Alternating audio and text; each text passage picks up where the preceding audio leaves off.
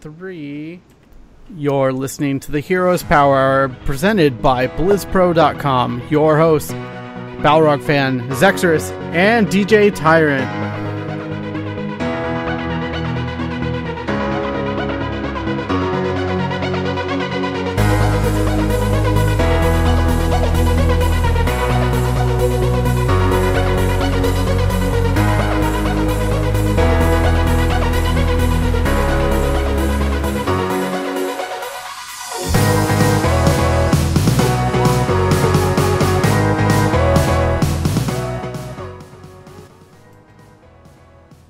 What is up, everybody? Welcome back to the Heroes Power. This is episode 111, coming to you on July 25th, 2017. We are Heroes of the Storm podcast, brought to you by BlizzPro.com.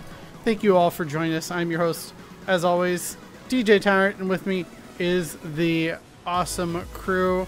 We're going to start with the backwards hat wielding man over there, Zexorus. How are you doing? How has your week been in Heroes?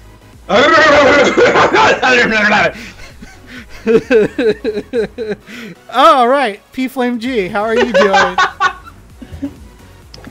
I haven't played a ton of Heroes. We played some before the show.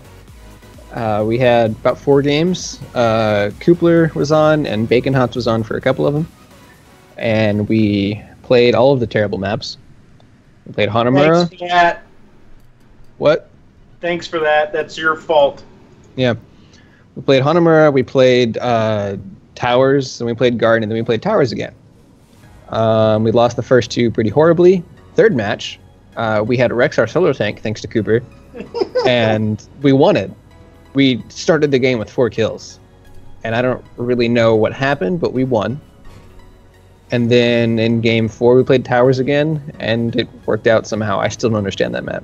Towers is a weird map. Zex and I were playing quick match. I think it was last night. And we won a game that we had no business winning. Yeah, we had like, what, 1 shot left on the core or something? We had like 4, I think. And we came back from being down like probably at least 10 or 15, maybe 20. I don't know. It was bad. Yeah. Momentum is just so important on that map. Like if you can stop it like right at 1 and you turn the momentum in your favor, it doesn't matter what health your core is because they're not getting another shot in. Mm-hmm. Balrog fan, how about you? How's your week been in Heroes of the Storm and all the other stuff? I did those pre-show matches as well. I mostly played Uther. I've been enjoying Lucio and what he does, though. I think if your team knows that they have to wait until like 13 or 6, at least till 10, till you start really heavy engaging, he can be effective because he mostly comes online late game with his burst healing. So that's been fun to kind of like be able to throw a new hero into the rotation a little bit. I played some games with Digi one night too, and that didn't go very well. I just kind of stopped playing after a bit. It was just we were getting teammates who. I don't know what game they were playing. It wasn't Heroes of the Storm. No. As for me, I've been playing pretty casually lately. I think I mentioned last week about Team League and hitting Gold 5 there. I haven't played recently much Team League, but I hope to get back into that soon because that was a lot of fun. And yeah, I'm probably not playing any Hero League this season. I have like 0 desire to try to play through Hero League. I'm just going to play either unranked with you guys when we don't have enough for a full team or Team League. Yeah, I don't blame you. I can't do Hero League at all ever since they changed it to solo queue. Mm-hmm. But yeah, it's been a pretty interesting week in Heroes in general, though. Talk a little bit about the brand new hero that was announced. We had Garrosh announced for the Nexus, and there was some interesting teasing of it. They first showed it was a picture of the Dark Portal, and so people were all thinking different things there. I think Maev was talked about quite a bit, and it ended up being Garrosh. But I want to throw this to you guys. What do you guys think? P Flame G, I think you're the probably most best with Warcraft lore around here. What do you think of him being added to the Nexus? I guess it's not really that unexpected, considering he's been a major lore figure they built up over the course of like 4 expansions. But I kind of got tired of Garrosh in WoW and was ready for him to go, and now he's in the Nexus. So I'm not a huge Garrosh fan. I mean, not that anybody is. It's kind of the thing. Is like there are a lot of like Illidan's a villain and Arthas is a villain, but everybody loves the Lich King, and everybody loves. I mean, most people love Illidan. There are a couple people in Legion who are kind of tired of him. But there weren't a whole lot of people who are like, man, I love Garrosh as a character after, like, even Cataclysm. People liked him in Wrath, I think. But as he was just kind of a commander up in Northrend. But he just started getting pretty weird.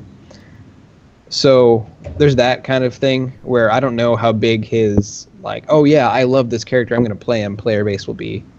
But there are people who are excited to have a big orc warrior. So there's that. We don't know if he's a warrior. That's true. There are people excited for a big orc warrior, hoping he's a big orc warrior, but we don't know. I feel like it's safe to assume that. But we'll... I mean, he is warrior in Hearthstone, so... Yeah, but warrior means... I mean, he's definitely a warrior class in the game, but, you know, warrior in this game means tank, and it doesn't have to in the game. I don't know. I'm just hoping he's a tank, because the tank meta is getting really stale right now. Yeah, which is weird. Which is weird coming from me, because I'd always harped on, hey, we need more supports. We need more supports. We need more supports. And now I'm like, ugh, God, I'm tired of playing Haka Stitches, a noob, every game. Yeah. Do we think he might potentially be a dual class like Varian? God, I hope not. They so could. someone... Go ahead, Willie. Carl. Jinx.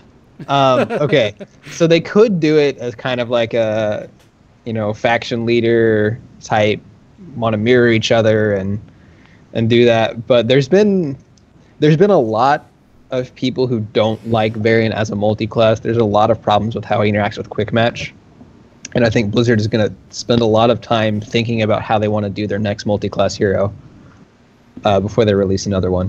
Mm-hmm. Yeah, that's pretty reasonable. Now, someone had brought up a good. Well, I guess I thought of it, but Anduin, like, because we know he'll come around eventually. Yeah. He would make a good multi-class. Yeah. Between shadow form and healing, like that would be something I could get behind. Yeah. But I share your discontent with Varian. He's very hard to tune for things like Quick Match.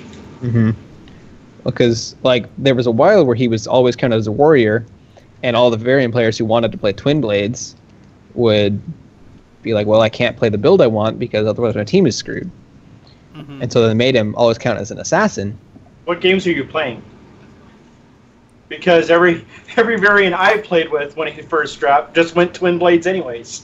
Well, yeah, that's what I was saying. Like he was counted as a warrior, and they went Twin Blades. So either they were unhappy about like, oh, my team gets screwed over, or their team was unhappy because, oh, we got slotted a Varian in our tank slot, but he went Twin Blades, and we don't have a tank now.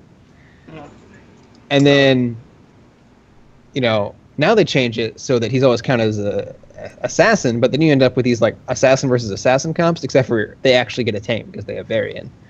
And so it just there's a way, either way you classify him, that just breaks Quick Match rules, which maybe is just an inherent flaw in Quick Match, and you shouldn't really be looking for balanced team comps. With every hero release, Quick Match has gotten more unstable. Basically, every new hero you add into the mix creates just a possibility for just such a garbage combination or such a randomly great combination of heroes that it's tough to plan for. And then you don't know the map. Every character is stronger on certain maps. So Quick Match is just... Yeah, we really shouldn't be going into Quick Match looking for a balanced game. You should be looking for, I really want to learn this hero, or I don't have time, or I hate myself. I don't know. We're here for the lulls because we're 5 people, things like that. Yeah, like we want to pick a bloodless comp, or we want to like try 5 supports and see what happens. Yeah. So we're actually suggesting everybody go out and make quick match even more garbage by picking 5 support comps and playing. Yeah, I'm just here to feed the fire. Mm-hmm. If it's gonna be trash, make it entertaining trash. Make Exactly. it real trash. Yeah, I don't know. It's interesting. We should do that sometime. We should do a 5 support count sometime, see how it turns out for us. Oh, I'm sure it'll go very well. Mm-hmm. I thought we did it once, or no, we crushed one. I think. Yeah. I think we crushed one. I feel like, but yeah. Next week, tune into pre-show games where we'll queue 5 supports and feed. It's gonna be good. Oh my goodness. But yeah, Garrosh getting released. Gonna be interesting. Obviously Gorhal, his weapon, gonna be a big part of his toolkit, I imagine. Blizzard, I feel like I read something that a Blizzard employee put up a blue post about how they did something kind of creative with this kit, so it'll be interesting to see what exactly that is. I don't know. More orcs. It's not a surprise what we got to me. I think they could have decided to not do like a social media spoiler this time around, because there's no way you were not going to disappoint people with Garrosh, and Blizzard should have known that. Yeah. Like to spoil it or to tease like what it could be for a little bit, and everybody's like throwing out all these great ideas. And yes, it's partially on me for falling in the trap of being into social media on the internet during something like this, because of course you're going to hear everything and you're going to start thinking of all the possibilities, so. Oh yeah. I don't know. I feel like you just kind of open yourself up to be criticized before the hero's toolkit is even released when you handle the spoiler of the character or next hero release that way. Yeah. And as a note, I'm pretty sure I saw a blue post saying he goes up on PTR next week. Yeah. So he will have a week of PTR before he's on live servers. Oh, good. Yeah, that's good. PTR usually isn't for tweaking the hero at all. It's testing all the other changes that are coming with it. It's bug catching mostly. Yeah, bug catching. Let's talk a little bit about HGC, though. We have our team set for the Western Clash, which is coming up in 9 days and change. So we have that to look forward to after Bloodlust this weekend, which should be fun to watch. That's the community tournament from Solid Jake and company. But we have our top 3 from North America. Representing North America is going to be Gale Force Esports, Tempo Storm, and Team Freedom. Any surprises there from you guys? Or was this kind of what we expected? Team Freedom is the biggest surprise to me, because I just refuse to acknowledge that they're good at all. Go ahead, Charlie. I just didn't think Tempo Storm was gonna boss up and make it in. Yeah, that's true. They started the season really weak. I thought for sure Freedom not Freedom, No Tomorrow or Roll20 Esports, one of those two would have made it into the top 3 over Tempo. They just didn't look right, but here we go again. Tempo Storm losing to EU. Hey, on the bright side, Tempo Storm can't get knocked out by Roll20 now. It's true. That's true. Yeah, it's really interesting because Roll20 was the best performing NA team at the last international performance, and they ranked 5th. Yeah. They are 2 spots away from the Clash.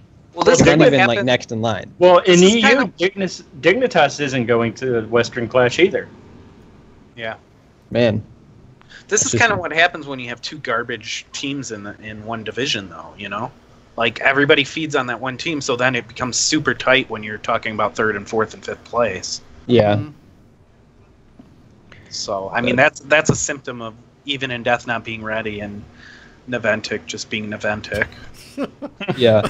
I was so bored that Even in Death Naventic game. I was like, man, whoever wins this game, we still lose.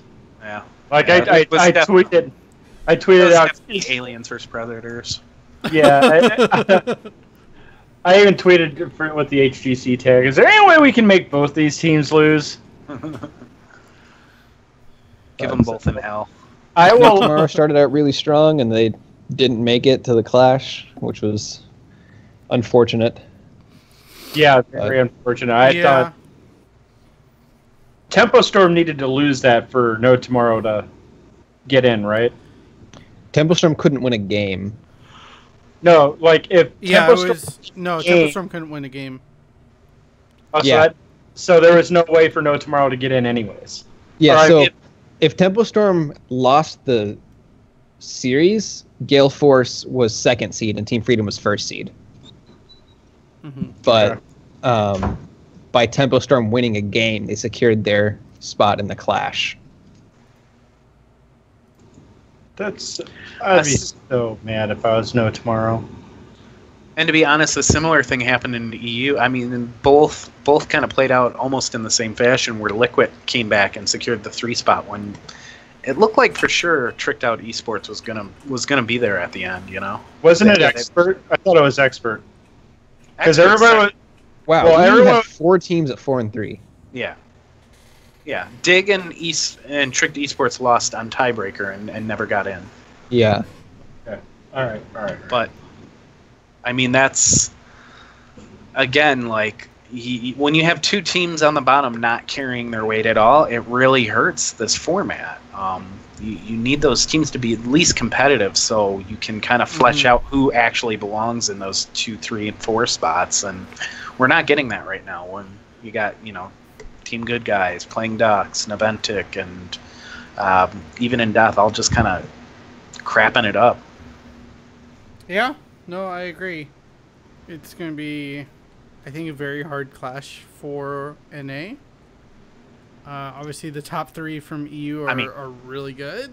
I mean, this is just kind of the narrative that has been this whole year. Is NA is pretty far behind EU, and they really haven't caught up. That's why I'm so bummed about Tempo Storm making it in, personally, just because they've proven they can't beat EU. I feel like, like I know it's kind of crappy to say that and just think that before they've even played a game, but I mean, how many times am I going to watch the same episode of HGC where Tempo Storm looks dominant in NA and goes in and just craps the bed. Mm-hmm.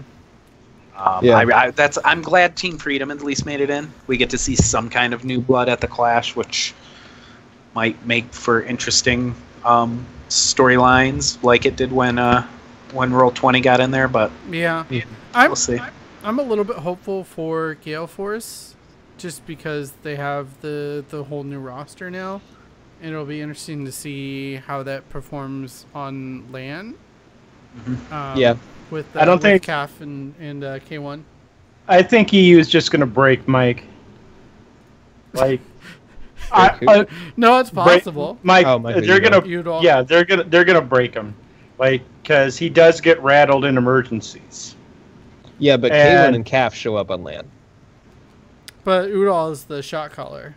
Yeah, so like either they're gonna have to close the ranks around Michael hard, or they're just gonna get bopped, because Fnatic is not like. They're not. I mean, Fnatic. I I don't think anybody's expecting Fnatic to not take first at this tournament. I don't know. They lost to Tricked in a series that didn't matter. But I don't know. There's a chance Gale Force can. I don't know. I'm giving them more. I mean, post global events, I'm always talking about how NA sucks. There's a chance they can pull a game off of Liquid or something. Mm-hmm.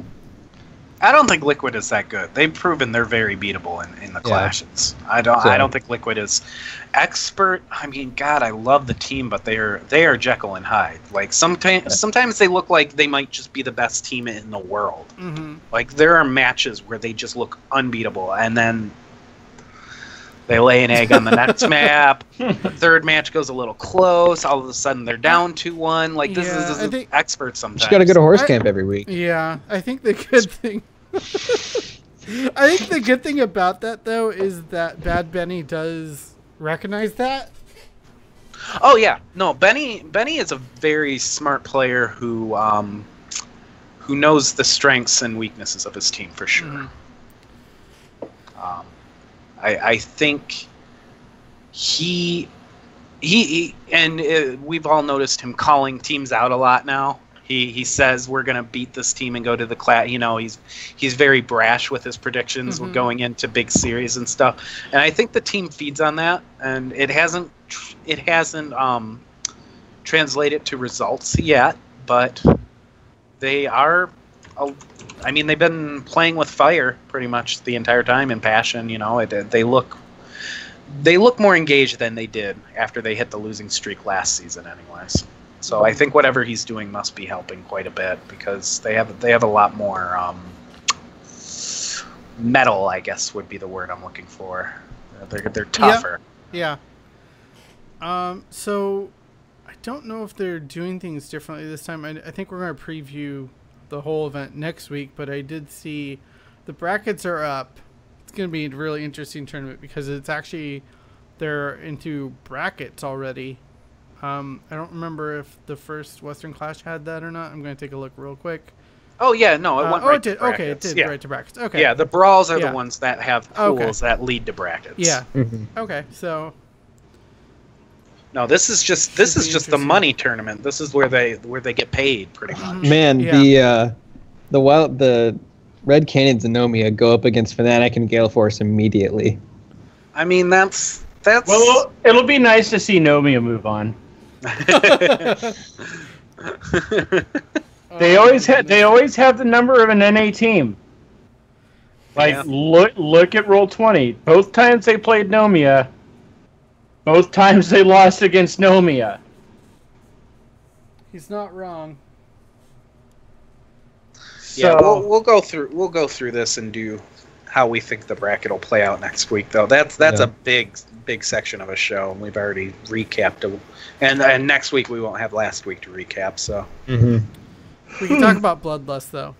Yeah, let's talk about Bloodlust though. Let me find where the brackets are for that. Link those to us.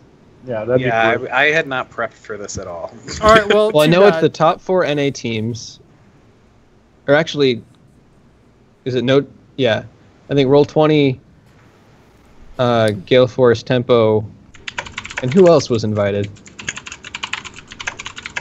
Let's take a look. Was it Freedom?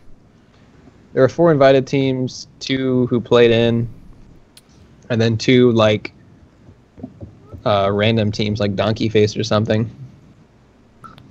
There is one something like that, Donkey Face, which is terrible, but and Jake made a logo for them in an hour.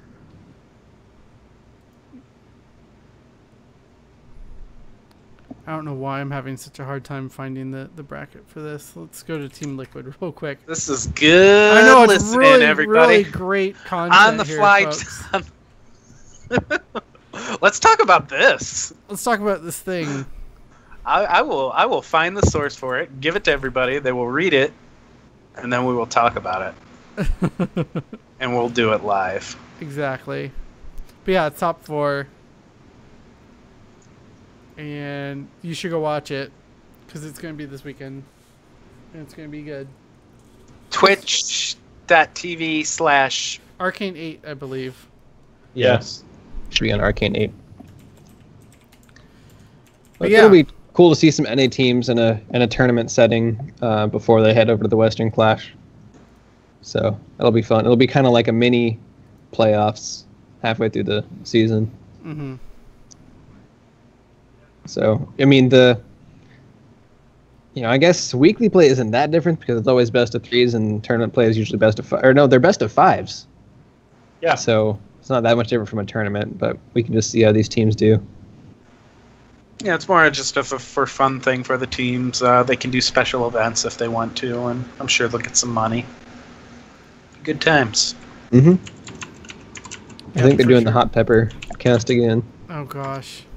Are they? Amazing last time. That's the way to do it. But yeah, more tournaments in between Western Clash and what in the regular season of HGC NA. So that's exciting to look forward to. Make sure to check it out. Google it. Go find out more. We did want to go into our build of the week, though. I will give you something you have prepared for, Pal Rock fan. Oh, cool. Here we go into a build for Lily this week. Yeah, and I chose this one because it's pretty straightforward. Everyone knows how to play Lily. You hold Q, you get heals, you try to blind your opponents. Lily's positioning game is fairly easy to master just because it's hard to punish her because of her trait. So this is just a build I use that kind of maximizes a lot of her strengths, and I like using it when I have a main healer. So at rank 1, you take Conjurer's Pursuit. It's pretty cool. It's a lot of extra mana. She goes through her mana pretty quickly. It helps a lot. Don't take that when you can't get globes. If you know you're not going to get globes, don't take an ability that gives you globes. Maybe go Serpent build or something. But anyways, that's not this build. This build, you take Conjurer's Pursuit. At 4, you take Mass Vortex. Just increasing the number from 2 to 4 is very important for the amount of damage she does. It also applies more blinds, helpful against this meta right now, which generally consists of at least, I won't say at least 2 tanks, but there are a lot of 2-tank games that you run into these days, and having those blinds, making sure they're getting to heroic targets that need it. You know, if they've got 2 tanks and a Vala, it's nice to be able to blind all 3 of them. That's really it. 7 is Cleanse. Take Cleanse. Get good at using Cleanse. Be a person who cleanses your teammates. It makes you a better healer. Please cleanse. Cleanse. Cleanse. Level 10, Water Dragon. I think it might be one of the...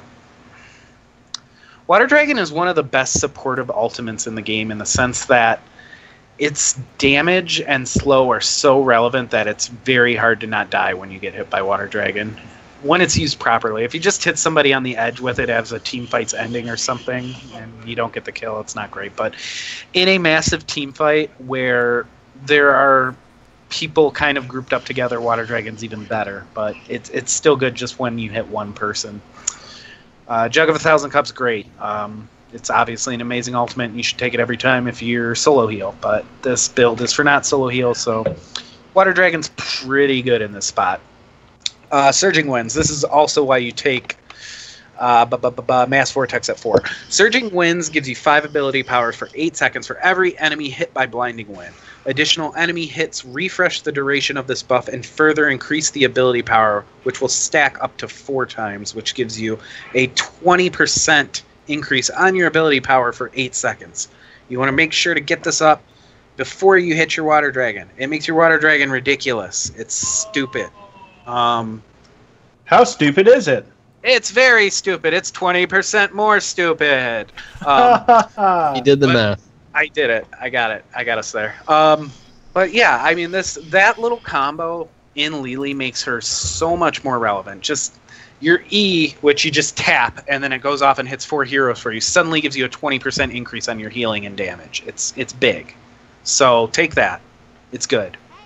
At 16, I still don't know that I like this pick, but it's what I go with, so I put it in the build. But I take Serpent Sidekick. I haven't put anything into my Serpent at this point, but I do like the idea of me getting a Serpent every time I throw a Serpent on there, mainly because of the increased damage I get, things like that. It's free double up on your Serpent, so why not? There might be better talents at 16 to consider, but I don't think she has many very strong options at 16. So I just go Serpent Sidekick. Assuming you're not being constantly stunned and rooted. Yeah. I mean, you got fast feet, so you shouldn't. Yeah. You know? Especially when you go into 20 and you take Kung Fu Hustle, which super segue. Nailed it. Yeah, Kung Fu Hustle's great. Take it. Your trait's amazing. Take it to make your trait even better. I mean, I don't know. I just don't see any scenario where you don't take Kung Fu Hustle.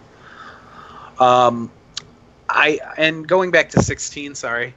I know a lot of people really like 2 for 1, but I don't. I don't like having the cooldown increase because I feel like you get less relevant heals. You get one big heal, one slightly bigger heal every 1.5 seconds on 2 people, but I don't know. I just don't think it scales well. I don't think it allows you to abuse the extra ability power you get out of Surging Winds as well. But I could need to do more experimentation. I will freely admit that 16 is something I'm still workshopping. Mm-hmm. But yes. So you think she's not great as a solo healer, and this is a good as a double healer comp? No, I won't say that. I think she's right now, with the way everything is being played out in the meta, there's a lot of double warrior, which means a lot more sustained build damage. There's a lot less burst going around right now. It's still there, don't get me wrong, but she's great against sustain. Like, she can solo heal all day. Jug of 1,000 Cups is great. You slightly modify the build so you don't worry about the ability power as much. And a lot of the times if I'm solo heal, I'll just go full Serpent build. So maybe that's kind of why I'm still taking Serpent Sidekick at 16. But no, I just think she really excels in this role. I think as a secondary support who, when you need somebody who can fulfill the role of, we need a little bit more healing because we have a Lucio or an Ariel and I don't trust them solo, but we don't want to commit away from damage, she's perfect. Like, she brings enough damage for a support. She's like Tassadar in that sense when you go Water Dragon and you're using Surging Winds. So she's great there. But she can solo support. I would not say taking her as a solo support is a mistake. I would just say don't take this build if you're doing that. For sure. Lily's support I haven't played in a while, and this looks like a fun build to try her out on. And why don't you talk about where you've been putting up these builds lately? Oh, yes. I have my own page on Heroes Hearth. I've uploaded 20 builds so far. That's heroeshearth.com/Balrog fan if you want to see all my stuff. I got my stuffs up there. Those are a lot of the builds I use on the characters I play, but I am adding more. Or in some cases, like Valera, like it's almost 100% across the board pick rate for which talents you take with Valera, so it's kind of like, I'll just throw that on there because there's almost no variation in the Valera build. But yes, check them out there. heroeshearth.com/Balrog fan. I'm going to do that right now because I don't know what kind of picks are needed on Valera. So I'm going to go look at that right now. You could get learned up on Valera right now, friend. I also have one too. It's at DJ Tyrant, but I only have one build right now. It's a Sustain Malfurion build if you'd like to check that as well. All sorts of fun stuff. And Charlie, you're not the only one I'm going to just throw something to that hasn't been looked at potentially. Nice. Zex, Get him. these Chen changes. Why? Because you're a resident Chen expert. Wait, I'd what like you to changes? talk about it. The main change is now, like, for his trait, when you press D, you instantly get 25 brew. Right, exactly. Thank you. No. Ooh, What are we talking about? Was this a patch? it's coming up. It was a blue post about potential Chen changes that are in the works. Oh, okay.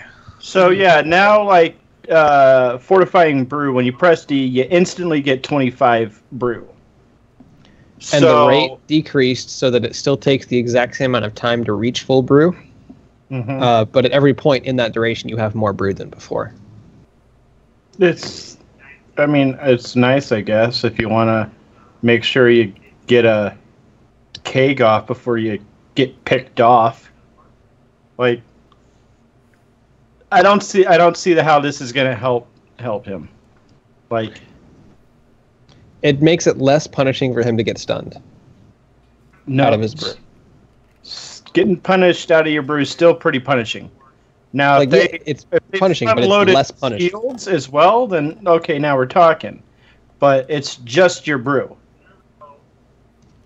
So it's not going to help him in the long run.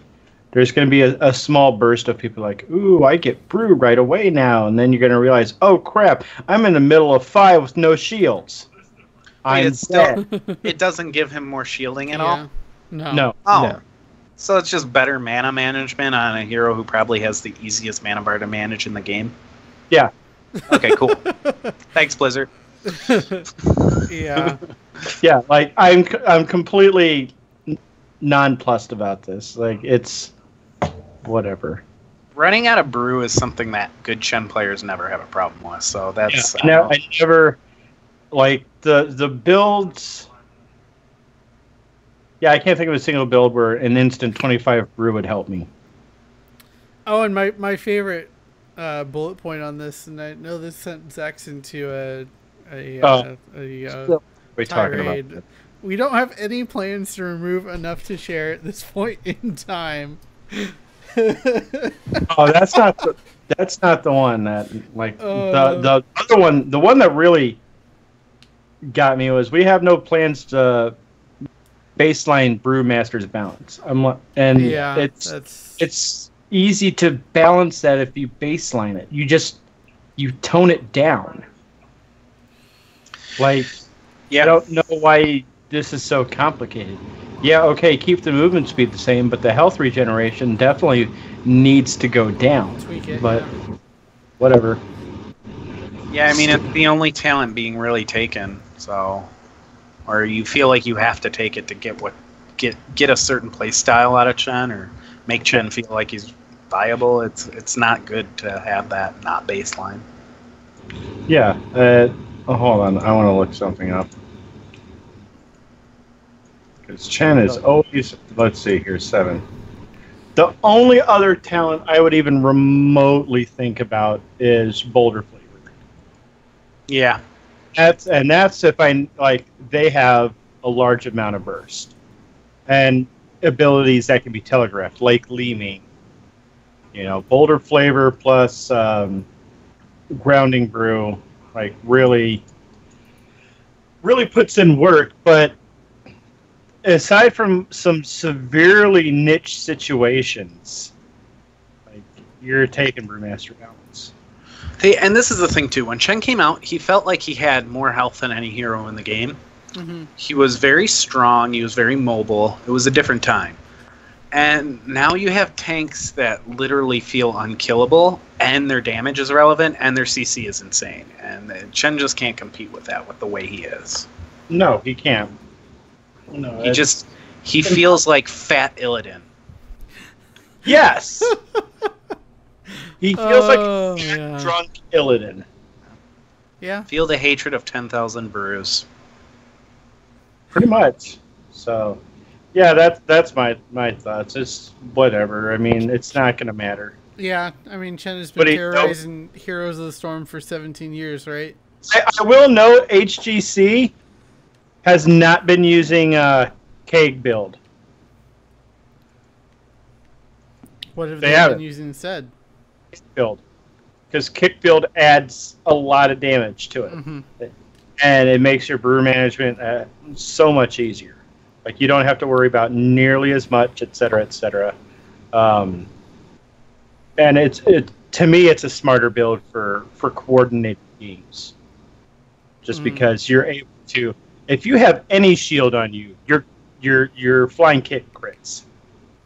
Doesn't have to be his shield, just a shield. So it pairs incredibly well with like Tassadar and Brightwing and stuff like that. So that's my thoughts. I'm done. Moving on. We're going to a fun little bit of news there. I don't know if it's really news, but something that Blizzard put up. And they've been doing this. Yeah, this is why I really wanted to talk about it too, simply because they save all their fun stuff for video packages. Like, they almost exclusively across all their games do the fun stuff on the video packages, and the website is generally just announcements. Mm-hmm. Yeah. So recently they put all the music from Heroes of the Storm on Spotify, and then some genius was like, hey, what if I decided what every hero would listen to as their favorite song? I'll just do all the assassins. And I don't know who wrote this, but I absolutely love you for doing this because it was so much fun. Disclaimer before we get started: why is the butcher under T? Huh? I know, but why? Because that's his name, the Butcher. He's not Butcher. Right. When they're in the bowels of hell, you don't see Diablo coming up to him. Hey, Butcher. He goes, hey, the Butcher. But you don't sort by the. You definitely don't sort by the. All right. Well, at least one person agrees. Maybe that's just like maybe the Butcher's Japanese, and maybe the is his actual last name. Really? You don't know. All right, we're reeling this back. And Balrog fan, you want to talk a little bit about this? I mean, what do you want to do? Talk about your favorite one, or just? I just think in general, like they have so many good. I just wanted to bring awareness to this article because I randomly stumbled across it. Normally, I just kind of click through stuff and I don't really pay attention because it's like, hey, this is happening this week. We have a sale. This is so good. They gave Disco Inferno to Kelthus. Kelthus loves to get down to some disco, and please let this be going towards the freaking disco Kelthus skin that we saw a long time ago. Please, please, Blizzard, please. But loves to get down to some disco almost as much as he loves to set things on fire. Do you think he's ever stopped to ask himself why everyone runs in terror once he shows up on the dance floor? It's just fun, lighthearted reasons why they would like these songs. They're great, and they're good songs, and the playlist is actually on Spotify. You can go and listen to the song. Malthiel has "Don't Fear the Reaper" by Blue Oyster Cult. Zeratul has "The Mystery of Chess Boxing" by the Wu-Tang Clan. It is phenomenal. You can't touch this for MC Hammer. Yeah, the Liftival. And that's wrong on so many levels. It's so good. Never trust a big butt in Lunara, ever. Oh my gosh. Hold on. What? Reminder, Lunara has 2 rib cages. Yes. Lunara has 2 rib cages. Always got to point that out when she comes up. I mean, Stronger, What Doesn't Kill You by Kelly Clarkson was Zeratul's pick. Or Zul'jin's pick. So Why? Good. Because he knows. He knows what makes him stronger. Oh I don't know. Gosh. I get it. It's really silly. Oh God, Tychus is just so perfect. Yeah, Folsom Prison Blues. Yeah, Johnny Cash. Yeah, giving him Johnny Cash was right on the money. Oh my God. Tracer is "You Can't Touch This" by MC Hammer. Ragnaros Sleep Now in the Fire. Yeah, Rage Against the Machine Gun. Thrall is "Ride the Lightning" by Illidan has "What I've Done" by Linkin Park. All right. Now we get to the main one. Genji says, "I need healing." Healing my fat Buddha. It's too perfect. Yep. My fat Buddha. It is so good. I absolutely love this. I've listened to this playlist. It's actually a pretty good mix. Like, it's got a little bit of everything there for you. The Assassin Stormplay mix, straight fire. Worth listening to. Worth reading this article. The justifications for each individual song. Clearly, someone put a lot of thought into this and also knew some of the music very well. So, just kudos. I hope they do. They keep doing this and they do Warrior and support. They have all those done. Actually, this is the last set. They do have done. Just don't have an article written up to show to say why each one. They're there. There? Yeah. Yeah, they're under each person. I love Alrax "Be Prepared" from the Lion King soundtrack. Because if there was somebody, oh Come God, on. What do you think Asmodance is? Raining Blood, Pantera. No? Nope. Go ahead. Space Jam by the Quad City DJs. I had to catch myself because I just about started cussing at you. Oh, they're all there in the article. Yeah, Jesus. Yeah. Oh my God. Cigar is creep. What did I miss? I didn't hear it. Yakety sax. That is correct.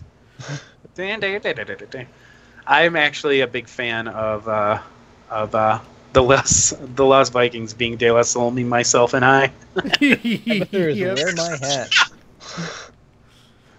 Going with the theme. I feel like Illidan could be Just a Friend by Biz Markie. Mm-hmm. I got for Uther. It's "Fix You" by Coldplay. Lily is "Shake It Off" by Taylor Swift. Oh, that's perfect. That's Uh-huh. literally the name of one of her abilities. So she's good. Yeah, but yeah. Anyways, go through, Go check read those this out. They're fun. for the lulz. Stitches is hooked on the feeling. Chen's is I Like Beer by And Tom Hector's Hall. is Leaning on a Bear. Morales is "Take Care" by Drake. Oh my goodness, it. Lucio, pump up the jam. Yeah. I got Technotronic. Let's see. We could just talk about this all night. I feel like 'cause Yeah, it's so I really funny. But yeah, go check it out. Listen to it. Throw it up while you're playing Heroes for some good playlists. Sonya's. Feel me out on this one. Crisscross Jump. What do they have for it right now, and why? Raise Your Horns by Amon Amarth. That's what it says. I feel like they should just have done "Live to Win" and change the word "live" to "spin." Spin to win till you die. I would listen to that song. Leoric. Cho'Galls is just the two of us. Oh man! And then, Leoric should be Spooky Scary Skeletons. The I would- remix. ETC. Wait, really? No, there's no way they gave ETC that song. no, they did not. Did they? Okay. Johanna's, say, Johanna's You won't even do blinded- that one live anymore. Johanna's blinded by the light. Oh, that's By good. Manfred Mann's Earth Band. Where are you? Oh man, good stuff. Good stuff. What is They- Chen? They gave Leoric "Clap Hands" by Tom Waits. Come on. Perfect. Wait. Why was it not Spooky Scary Skeleton? I don't know. I mean, I feel like that's fair, but it also says he may not have been going for Spooky Skeletons King. Oh my gosh. You have to also realize that they had to, or they wanted to keep this to songs that are on Spotify. I don't know if Spooky Scary Skeletons is on there. It probably That's is, fair. but I'll look right now. yeah. But yeah, this was Yeah. cool. I really enjoyed it. I thought I had to wait for all the rest of the playlist. So Yeah, I'm it's on. too hyped now. I'm listening to it right now. Okay, there we go. There you have it. Oh my gosh. But yeah. I think that might be it, unless anyone Sounds has like a any- good show. anyone has any other closing thoughts. Check us out on discord@blisspro.com. Check out old episodes on youtube.com/BlissPro, as well as all of our other BlissPro Network shows. Western March Workshop on Wednesdays at 6 p.m. Pacific. Thursdays at 7 p.m. Pacific is Payload Podcast for Overwatch. Mondays, I think, at 7 p.m. Pacific now. Well Met for Hearthstone. Arcane Analysis is audio only podcast through BlissPro.com. They don't stream it, but they do put up new episodes as they record them. And yeah, any closing thoughts? If you're listening to us on iTunes, give us a 5-star review if you would like to. It really helps us out, helps to expose the show to more people, and get more people hearing about Heroes of the Storm. Zexers, how are you? What are you up to this week? Where can people find you? You can find me at Twitter at the handle below. I have started a new project, Nexus Commentaries with Balrog Fan and Jimmy whenever he is available. We are casting Chair League games and some HGC Open games. When we get the chance, check that out at twitch.tv/Nexus Commentaries. If you don't like my voice and you like Charlie's voice, come over and check it out, vice versa. If you think we both suck and you want to see us fail, come check us out anyways and watch the flaming train wreck in motion. That's always a good idea. Something always goes wrong. We do have a scoreboard now, so there's that. You can find me personally at Zexris Heroes on Twitch. I should be streaming here soon once summer break ends and the kid goes back to school, so I have my mornings open again. That's it for me. There we go. P Flame G. Where can people find you? Out Spooky, scary skeletons and shivers down your spine. That's right. There you go. Any closing thoughts? No, that's my closing thought. Okay.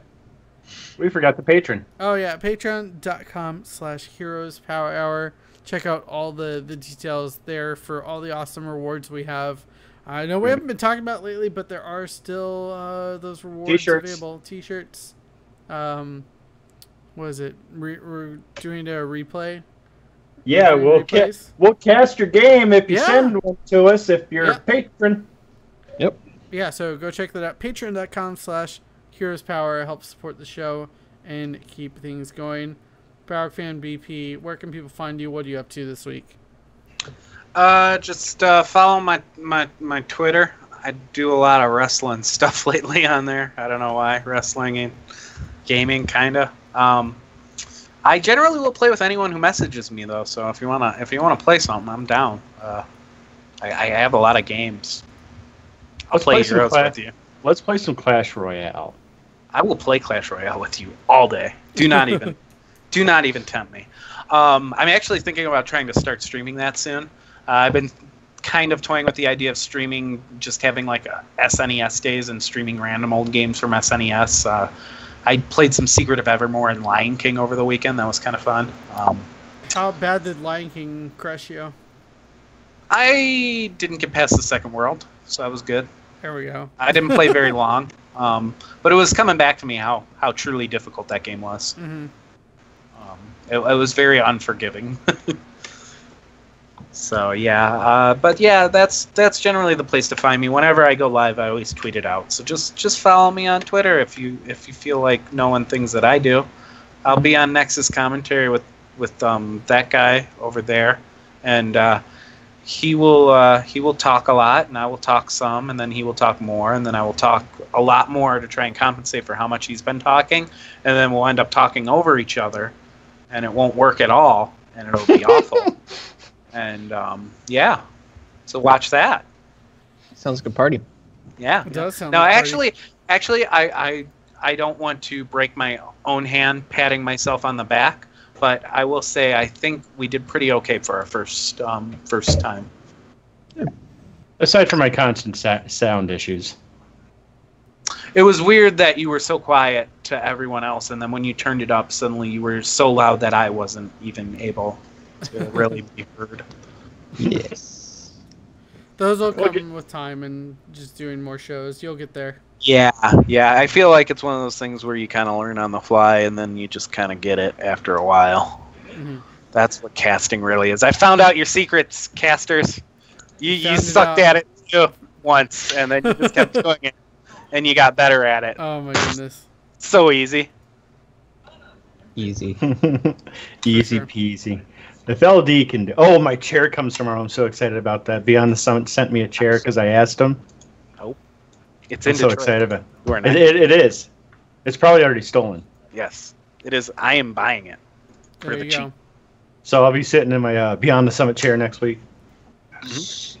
It's probably going to be a folding chair with like BTS spray painted on there. And I'll sit in it. I'll just... to show them out. I asked for a chair and they sent me a chair. It'll be like when the NWO spray painted a steel chair. It'll just be a steel chair with BTS on it. Exactly. That's exactly what I was thinking it's going to be. So that's fun. So okay, I'm done talking now. Alrighty. Bye. Yeah. Wait, Follow. I want to distract Jimmy from closing the show one more time. There we okay, go. Oh ahead. yeah. Yeah. Hold on. Wait, there's one more thing. All right, we're gonna let him close the show this time. Hey, Jimmy. Yes. You're good. Alrighty. Yeah, that's episode 111 of the Heroes Power Hour. You can follow me at DJ Tyrant. Follow the show at Heroes Power Hour, and we will see you next week for more Heroes of the Storm. Make sure to stay tight. We'll see you soon in the Nexus. Bye. Love you all.